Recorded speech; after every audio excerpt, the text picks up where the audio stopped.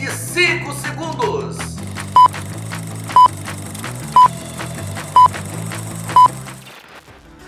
Firme e forte na hora do esporte. Hoje você vai curtir aqui do Momento do Esporte, na Napa TV, na TV Diversidade, tudo sobre a nona rodada do Campeonato Brasileiro, o empate do Clássico do Maracanã, casa cheia, a torcida do Flamengo compareceu, mais de 62 mil pessoas, mas infelizmente não tivemos gols, mas o jogo foi bom, o jogo foi movimentado. Vamos falar também sobre o empate do Fluminense lá na Serra Gaúcha contra o Juventude, 1-1, e o Vasco finalmente venceu. 3-0 em cima do Fortaleza. Vamos falar sobre os resultados desses jogos da nona rodada. Vamos falar também sobre as novidades na CBF, meus amigos e minhas amigas. Teremos novo presidente na CBF e também a apresentação do novo técnico da seleção brasileira, o Carlo Ancelotti. Tudo isso você vai curtir dentro de instantes aqui no Momento do Esporte, que está começando, claro.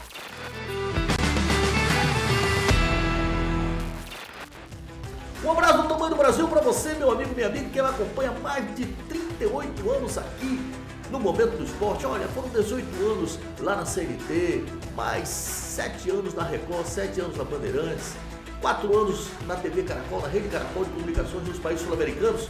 Agora nós estamos aqui na Napa TV e na TV Diversidade, dose dupla, sabe por quê? Se um é bom, dois então é muito melhor. E eu quero de antemão agradecer a sua audiência e pedir para você que não é inscrito, inscreva-se no nosso canal, é muito importante. Olha, nós estamos invadindo do Oiapoque ao Chuí, só dá Momento do Esporte. Mas, se você não se inscreve no nosso canal, fica difícil para a continuidade do nosso trabalho. Inscreva-se no nosso canal, dê o seu joinha. Um abraço para a Cidade do México, todo mundo curtindo lá, o Luiz Cláudio, né, que é o nosso representante, está lá na Cidade do México através da televisão TV, está nos acompanhando, será o nosso representante no Mundial de Clubes e também na Copa do Mundo. E em Manaus, lá em Belém, em Santarém, o nosso querido Josimar Guimarães, rapaziada boa lá, torcida do Flamengo organizada. Agora o pessoal senta na mesa lá e vai curtir o Momento do Esporte. Obrigado pela audiência. A audiência não se compra, a audiência se conquista. Olha, vou começar o programa falando da CBF. Nós teremos uma semana importante para definir os rumos do nosso futebol. Agora, pasmem os senhores, o destino do nosso futebol será entregue a um cidadão ilustre e desconhecido lá de Roraima. Anota esse nome aí, Samir Chaud Filho. Ele é filho do presidente da Federação Roraimense de Futebol.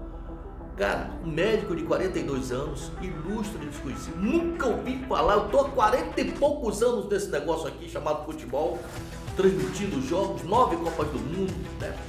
Apresenta esse programa há 38 anos. Nunca ouvi falar no nome desse cidadão. Mas eis que de repente, não mais que de repente, 25 federações se filiaram a ele, estão dando apoio a ele e ele será aclamado presidente da CBF no próximo domingo. Eleição que será via internet. Eu, sinceramente, estou preocupado, como amante do futebol, como apaixonado pelo futebol, com trabalhos prestados ao futebol brasileiro. Graças a Deus eu posso falar de cadeira. Estou preocupado. E eu pergunto a você, meu amigo, minha amiga, você que eu tenho o maior respeito e admiração, aonde o futebol brasileiro vai parar? Olha, são 25, não tem mais jeito. Eram 19 até semana passada, eu estava conversando com o Luiz Orlando, e eram 19 federações. Eu vou passar para vocês aqui mais ou menos as federações que já estão fechadas, né? O cara já está, vai ser aclamado presidente da CBF. Amazonas, Pará, Roraima, Sergipe, Ceará, Rio Grande do Norte, Rio de Janeiro, Doutor Rubem Lopes, pelo amor de Deus, Paraíba, Piauí, Mato Grosso, Santa Catarina, Distrito Federal, Alagoas, Maranhão, Rondônia, e vamos por aí, Acre, Paraná, Goiás, Rio Grande do Sul e outras. Pelo amor de Deus. Olha, agora o único jeito que nós temos, aquela luzinha assim no fundo do poço, são aqueles homens que estão lá em Brasília, né? Eles que lutam pela democracia, Alô, doutor Alexandre Moraes, agora é a sua vez de intervir, porque isso é uma vergonha. O cara vai assumir a entidade máxima, vai representar o Brasil no mundo, porque nós somos um país que nunca ficamos de fora de uma Copa do Mundo. E um cara, um ilustre desconhecido, um médico de 42 anos, vai ser o presidente da CBF. Pelo amor de Deus, como diria o falecido narrador esportivo, pelo amor dos meus filhinhos, pelas barbas do profeta, aonde vai parar o futebol brasileiro? Dito isto, o doutor Edinaldo Rodrigues continua aí correndo para tentar impedir essa barbárie. O presidente da Federação Paulista também tentou entrar, ele tinha 9 federações, mas 4 já se uniram a esse cidadão, que eu acabei de falar o nome dele, vou repetir, Sami Chaud Filho, e é carta fora do baralho. Isso vai acontecer no próximo domingo, eu repito, através de internet. Em relação ao nosso treinador, o Carlos Ancelotti, vai estar se apresentando essa semana, vai dirigir a seleção brasileira, e em entrevista coletiva, quando foi perguntado para ele em relação à saída do presidente que o contratou, ele disse: eu não sou contratado pelo presidente, eu sou contratado pela entidade, pela CBF, então vou cumprir o meu contrato. Está certíssimo.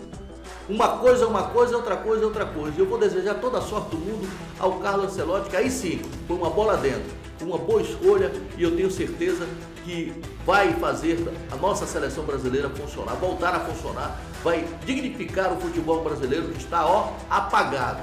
Eu tenho certeza que nós teremos uma luz no fundo do poço para que essa barbárie não venha acontecer em relação à presidência da CBF.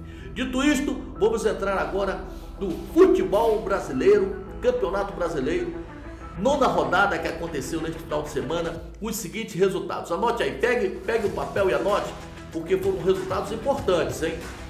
O Ceará venceu o Sport por 2-0. O Vasco, aleluia, aleluia! O Vasco venceu o Fortaleza por 3-0 em São João, 2 gols do Vergete. O Corinthians venceu o Santos por 1-0. Bahia venceu o Vitória por 2-1. Bahia chegou a jogar muito tempo com um jogador a menos. Juventude 1, Fluminense 1. Flamengo 0, Botafogo 0. Sensacional o clássico no Maracanã, casa cheia. Cruzeiro 0, Atlético Mineiro 0. Internacional 1, Mirassol 1. Resultado surpreendente.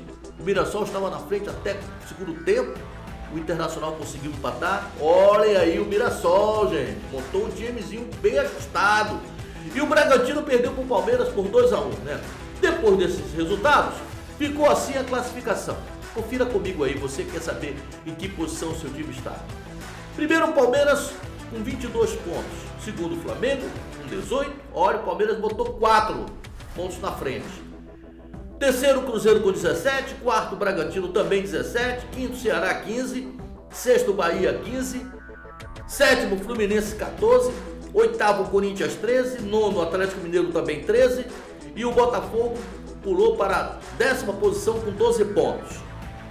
O São Paulo é o 11º também com 12, 12º Mirassol com 11, olha o Mirassol aí, gente! 13º Vasco com 10, 14º Fortaleza também com 10, 15º Internacional com 10. Aí vem os dois clubes que estão com 9. O Vitória é o 16º com 9. O 17º já na zona de rebaixamento é o Grêmio com 9. Olha só que situação do Grêmio, hein? Campeão do mundo. Juventude é o 18º com 8. O Santos, olha a situação do Santos, meu Deus do céu.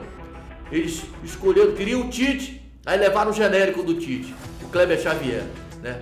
E tá aí, ó, a situação do Santos aí. O 19º vice-lanterna do campeonato, com 5 pontos, e na lanterna o Sport com apenas 2 pontos. Dito isto, nós vamos falar agora de Copa do Brasil, porque vamos dar uma parada no Campeonato Brasileiro e esse meio de semana é só para a Copa do Brasil. Eu vou falar os jogos que acontecerão hoje e também os jogos de amanhã. Não vou falar no dia quinta-feira porque nós temos programa na quarta-feira. A gente vai ilustrar bastante os jogos de resultados e os jogos de quinta. Então anote comigo aí, confira comigo aqui na telinha da Napa TV e também da TV Diversidade. Hoje teremos Vasco e Operário, alô, torcida do Vasco. Vasco Operário em São Januário, 19 horas.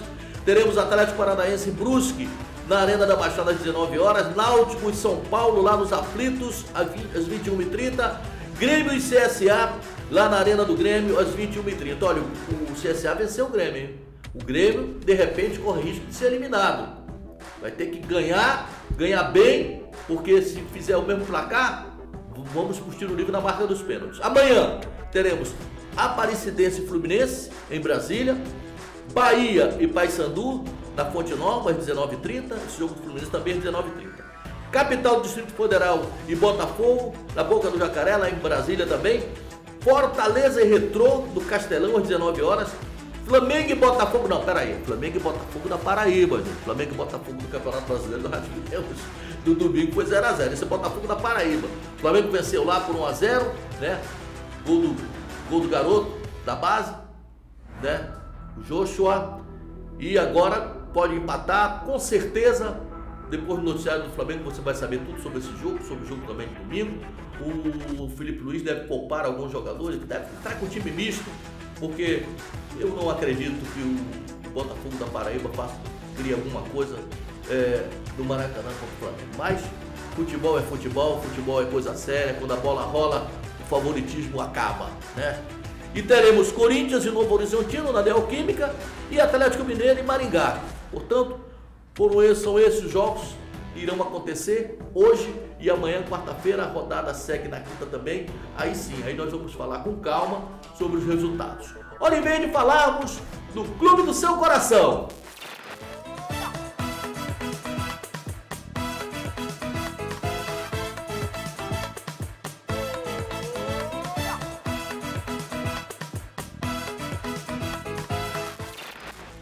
E eu começo falando, sabe de quem?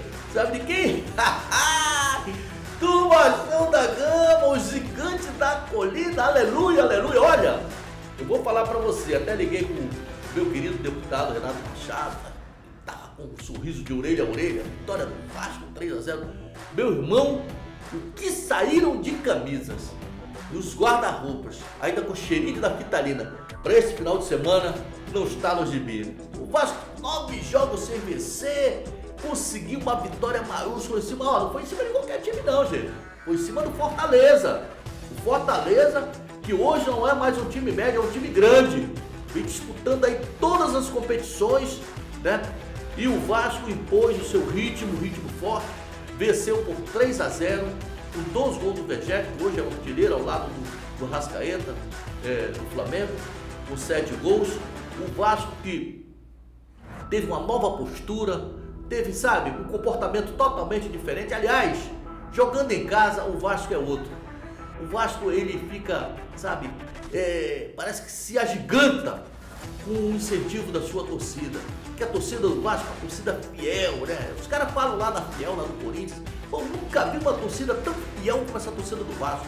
Mesmo o time não jogando bem, mesmo o time estando mal no campeonato, mesmo o time 9 jogos sem vencer, com esse tumulto todo, tumultuado na parte administrativa, mas o torcedor vai, o torcedor comparece, né? E havia assim uma expectativa muito grande em relação ao reencontro do Vasco com a sua torcida sob o comando do Fernando Diniz. Fernando Diniz que assumiu o time fora de casa, né? O Vasco fez alguns jogos fora de casa, alguns jogos foram vendidos, né, para fazer caixa. O torcedor pode tal, mas tem que entender, cara. Tem que entender.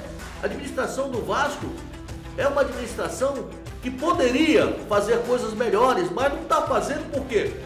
Não está conseguindo patrocinadores, o time está sem grana e não se faz omelete sem ovos. Então, o Pedrinho, ele de certa forma me decepcionou como administrador. Ele foi um ótimo jogador, foi um jogador extraordinário, né? Que dispensa qualquer tipo de comentário, deu a sua vida pelo Vasco, fez o que tinha que fazer quando jogador. Mas eu repito aqui, Pedrinho, você que é meu amigo, eu tenho um carinho muito grande por você, Pedrinho. Não se administra com o coração, se administra com a razão. Não pode trazer amigos para ajudar na sua administração, porque, cara, você vai perder a posição e vai perder um amigo. Então é isso que está acontecendo no Vasco, né? Aí acabou rachando, o Edmundo que compôs o grupo, estava no meio, ficou aborrecido, agora está querendo voltar, porque é assim, quando a coisa tá ruim, os amigos tudo somem, todo mundo vai embora. Aí quando as coisas começam a melhorar, os amigos querem voltar, né? Então o Edmundo foi isso, criticou e tal, falou que era bagunça, agora que o Vasco ganhou, a casa está começando a ser arrumada, quer voltar. Vida que segue, eu vou falar do jogo. O jogo foi um jogo muito bom mesmo. O cara que eu pedi o Mário aqui durante todos esses jogos aí que o Vasco não ganhou, o Moura, teve um comportamento exemplar. O Tietê jogou uma bola redondinha. Agora, quem continua deixando a desejar é o Felipe Coutinho. Felipe Coutinho, acorda, meu irmão. Acorda, você tá no Vasco. Você não é mais aquele garoto de 17 anos que deixou o Vasco não, cara. Você tá com mais de 30. E hoje, futebol não se joga só com a camisa. Futebol hoje não tem nome, meu irmão. É lá, é ralando, desculpa a expressão, como diz o Bandeirante, tem que ralar a bunda. Tem que ralar. Hoje em dia é força, é determinação. Então não adianta só matar no peito e dar toquezinho bonito, que isso aí não tem mais não, cara. Entendeu? Então teus companheiros estão fazendo de tudo, estão ralando mesmo. A defesa se esforçando. Agora, você tem que dar um pouquinho mais da tua alma pelo Vasco, tá? Depois, Fernando Diniz foi bem claro que ama o teu futebol. Eu também, Felipe Coutinho. Eu sou apaixonado pelo futebol arte. Eu sou um cara apaixonado pelo futebol arte, mas hoje, infelizmente, não prevalece só o futebol arte. Tem que ter disposição, tem que dar carrinho, né? Então não adianta você querer só com os teus toques mágicos que não vai resolver, né? Infelizmente, vai ficar de fora do clássico no final de semana, que é um clássico importante para o Vasco, e o Vasco vai perder o Felipe Coutinho. O time volta a jogar. Ainda falando um pouquinho, eu queria falar da Copa do Brasil, vou falar só mais um pouquinho sobre as peças que eu gostei demais, né? Esse Nuno Moreira, um achado de todas as contratações, um achado. O cara realmente fez um golaço, um gol antológico, né? Depois o Verrete meteu na área, ele faz. Ele passa 20 minutos sem tocar a bola, mas colocou lá, ele vai fazer e faz. 3-0 pro Vasco, resultado justo. O Vasco aí agora é o 13º colocado com 10 pontos no Campeonato Brasileiro. Agora sim, vamos virar a chave. O Vasco recebe amanhã em São Januário, certamente com casa cheia, o Operário de Ponta Grossa lá do Paraná. Primeiro jogo foi 1-1, né? O Vasco precisa vencer. O empate, tiro livre da marca do pênalti. Então, é importante esse jogo, a torcida do Vasco nem precisa falar, porque a torcida vai mesmo. O Vasco vai comparecer. Então, o Vasco precisa vencer para entrar um dinheirinho lá na caixa. A caixa registradora do Vasco está pobretona, precisa reforçar. Então, é importante demais. Aí o torcedor me perguntou, e aí, Napoleão, Fernando Diniz? Eu vou dar a minha opinião. Meus irmãos, minhas irmãs, meus amigos, é muito cedo. Eu vi já colegas nossos. E aí, o fulano, o Vasco já tá a cara do Fernando Diniz? Pelo amor de Deus, 3 jogos. Pô, tem que ter um pouquinho de paciência. Venceu, parabéns. Venceu bem. Mas vamos devagar, gente. Vamos devagar. Sandalinhas da humildade. O Vasco não venceu, não conquistou nada, né? É o início de trabalho, então tem que ter humildade, esperar outros jogos para poder falar do trabalho do Fernando Diniz. Ele é um bom treinador? É. Tanto é que o Vasco não ficou mais naquela cirandia ali jogando atrás, não. Porque no Fluminense, o Fluminense fazia aquela jogadinha ali de saída de bola porque estava treinado. O Vasco não está treinado para fazer isso. Então, o Fernando Diniz deu um grito de lá. O goleiro chutar a bola para frente. Então aí já é um pouquinho do dedo dele. Mas vamos aguardar. Eu tenho certeza que o Vasco vai passar para a próxima fase, porque é mais time do que o Operário. Agora tem que fazer isso lá no campo, né? Jogando bola. Então, isso aí era o que tínhamos de Vasco hoje. Saindo do Vasco, vamos falar agora, sabe de quem? Sabe de quem? Do Fluminense, o tricolor das Laranjeiras. Bota aí o escudo do Fluminense, é o Fluminense aqui. O Fluminense que subiu a serra para enfrentar o Juventude. Juventude de técnico novo. O Fluminense é o 7º colocado do Campeonato Brasileiro com 14 pontos e conseguiu um empate. O Juventude saiu na frente, fez 1-0, né? E depois o Hércules empatou. E o Fluminense mais uma vez continua lutando com jogadores machucados. Perdeu mais um jogador. Sinceramente, é muito desagradável a gente ter até que dar essa notícia, né? Muitos jogadores entregues ao departamento médico. Agora, tem alguma coisa que eu não concordo com o Renato Gaúcho. Tenho respeito e admiração pelo trabalho dele, treinador espetacular, por onde passou, ótimo treinador. Agora, Renato, pelo amor de Deus, Renato, teu xará não. Mais uma vez ele botou o Renato, que jogou no Corinthians, jogou no Flamengo, Renato Augusto, né? Quando o cara já tá com 30 e vai fumaça, né? Apesar de que o vovô, rapaz, quem jogou pra caramba foi o Nenê. Caramba, Nenê entrou bem, no time de Juventude, arrumou a casa, o time começou a empurrar o Fluminense para trás. E quero parabenizar a zaga do Fluminense, que se comportou dignamente, o meio de campo também, né? O Renato entrou com o que ele tinha nas mãos, né? Ele não tinha um time, sabe, que pudesse fazer uma marcação em cima, pudesse amarrar, não deixar o Juventude jogar. Então ele entrou com o time para tentar verdadeiramente o empate. E conseguiu o empate, o gol do Hércules, né? O Fluminense voltou com um pontinho importante, não perdeu o jogo, mais importante de tudo, né? Trouxe um pontinho, está agora na 7ª colocação com 14 pontos e volta agora a pensar na Copa do Brasil, né? Com vários jogadores entregues ao departamento médico, e eu lamento profundamente a contusão do Canóbio já no jogo anterior, sem o Cano, sem o Canóbio, sem o Everaldo, muitos jogadores entregues, ainda teve uma contusão. Olha, cara, não é brincadeira não. O cara do Juventude deu uma entrada no Serra, mas uma entrada covarde, sabe? Aquela entrada que é para chegar em vermelho na hora. O árbitro não está no jogador. Depois a televisão mostrou a canela do jogador cheia de sangue. Meu amigo, pelo amor de Deus, que violência é essa? Bom, o Fluminense empatou, trouxe um pontinho lá da Serra, chuva forte, temporal danado, jogo escamado, mas conseguiu o resultado e de certa forma foi bom para o Fluminense, 1-1, né? Agora volta a jogar nesta quarta-feira, portanto, depois da manhã, contra o Aparecidense, né? Às 19 horas, lá em Brasília. Esse jogo deve ser na boca do Jacaré. Bom, saindo do Fluminense, vamos falar agora do jogão lá do Maracanã. A gente tem aí 8 minutos para falar desse jogo. Agora o diretor tá falando, olha a hora, hein? Então, vamos lá. Vamos falar do clássico do Maracanã de ontem, Flamengo e Botafogo. Eu começo falando do mais querido do Brasil, Clube de Regatas do Flamengo. Bota o escudo do Flamengo aí dentro, aí o Flamengo aí, maravilha e tal.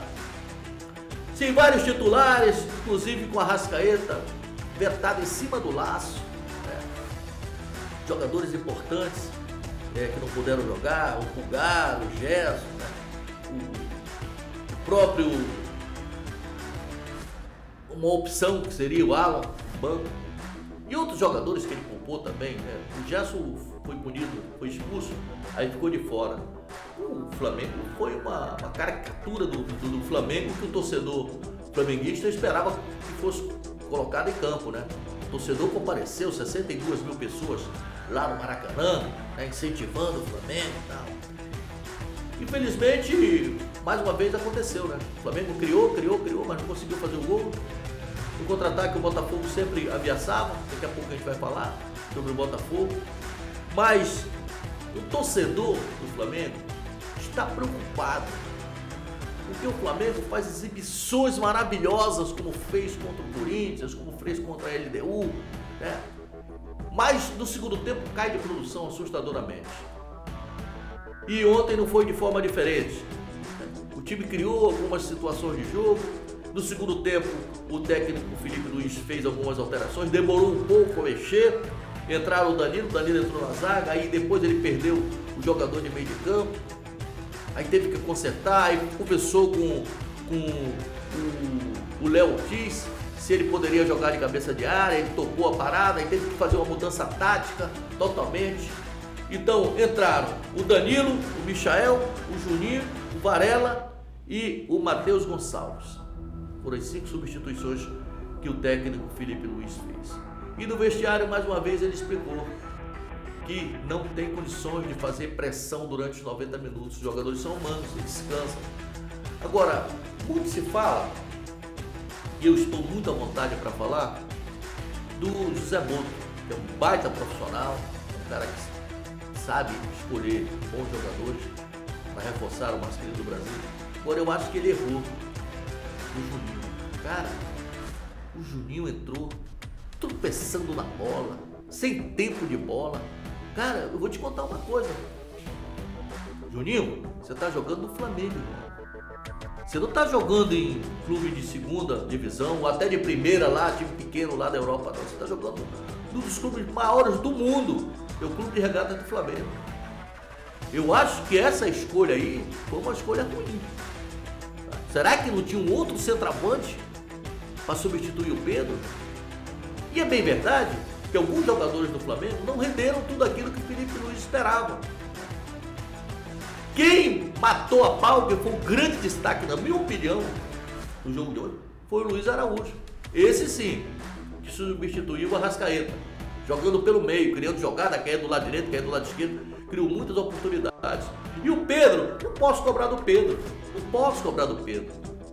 O Pedro se recuperou recentemente de uma cirurgia séria, que era para ficar 9 meses fora dos campos, e voltou, anteciparam o retorno dele. Ele testar muito esse ritmo de jogo. O Flamengo está preparando o Pedro para o Mundial de Clubes, né? Até porque também domingo que vem já tem Palmeiras, mano, lá no Allianz Parque. Eu não estou nem falando do jogo de quarta-feira da Copa do Brasil, que o Flamengo vai entrar com um time misto aí, vai enxertar a garotada, né? Agora, tem que abrir o olho, hein? Tem que abrir o olho porque o Flamengo não pode ficar fora da Copa do Brasil. É receita que deixa de entrar nos cofres, e o Flamengo aí é um dos maiores vencedores dessa Copa do Brasil. Então tem que colocar um time aí cascudo também, misturar para conseguir um bom resultado diante desse Botafogo da Paraíba, que é um time também. E eu quero lembrar aqui para vocês, né, principalmente para vocês, torcedores jovens do Flamengo, que esse Botafogo da Paraíba, meu amigo, já aprontou para cima do Flamengo lá no Caio Martins. Inclusive, um jogador do Botafogo tirou de vez, definitivamente, o Adalberto, lateral esquerdo do Flamengo, numa entrada violenta que eliminou ele do futebol. Esse time do Botafogo, ele sempre apronta para cima do Flamengo. Muito bem, era o que tínhamos de Flamengo. Vamos sair para falar agora do adversário do Flamengo, o Botafogo, que também entrou em campo. Pode botar o escudo do Botafogo aí, Daniel. Entrou em campo com um time também, muitos jogadores entregues ao departamento médico, um time misto, né? Mas jogou com o regulamento debaixo do braço, jogou bem, jogou explorando os contra-ataques. O Renato Paiva demonstrou que já conhece a forma de jogar do Flamengo, né? O time recuou, e eu destaco aí nesse time do Botafogo esse tal de Cuiabá. Pô, o cara tá jogando demais. Essa zaga do Botafogo, esses dois garotos também jogaram barbaridade, né? Tanto é que o companheiro lá do Jair Cunha, sentiu câimbras, teve que sair porque sentiu câimbras. O Botafogo jogou uma bola redondinha, jogou com o regulamento debaixo do braço. E olha, não fosse o Rossi, o Botafogo, o Flamengo teve 68% de posse de bola. Depois caiu a posse de bola, o Botafogo igualou. E o Botafogo começou a amassar o Flamengo no segundo tempo, criou oportunidades. E eu não tenho medo de errar no que eu vou falar agora. Se o Botafogo tivesse com o Savarino, tivesse com o Masclin, tivesse com jogadores, todos os jogadores, né? Com certeza ia vencer o Flamengo. No segundo tempo, o Botafogo foi melhor do que o Flamengo. Merecia até a vitória. Porque posse de bola não ganha jogo. Então, o que aconteceu no segundo tempo foi que os jogadores do Botafogo começaram a cansar também, não poderia ser de forma diferente. E ao contrário do que vinha acontecendo, começou a dar espaço na puxada de contra-ataques do Flamengo. Mas sua defesa estava sólida, os dois laterais bons, depois entrou o Matheus Pontes também, e do outro lado entrou o Massal para compor a zaga ali. O Botafogo, olha, eu vou destacar aqui o Marlon Freitas, o Gregory, gigantes. Esses dois caras foram gigantes, né? Conduziram ali o meio de campo do Botafogo. E lá na frente, vale ressaltar que o Botafogo, nós temos 1 minuto. Temos 1 minuto para terminar o noticiário. O Botafogo jogou sem as suas peças principais, que é o Arthur, né?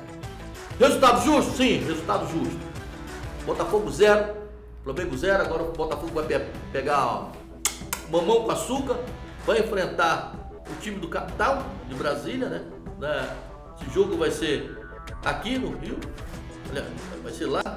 Ganhou aqui de 4-0, tá classificado. O Botafogo vai com o time de reserva, com a garotada, já tá na próxima fase da Copa do Brasil. Era o que tínhamos hoje aqui, falando do futebol carioca, do futebol brasileiro, do futebol mundial, aqui na Napa TV, na TV Universidade. A audiência não se compra, a audiência se conquista. Você que não é inscrito, inscreva-se no nosso canal, dê o seu joinha. Tá aí, olha, é o canal secundário da Napa TV. É o Momento do Esporte, Napa TV. Obrigado pela audiência, estaremos de volta na quarta-feira aqui. Obrigado, beijo!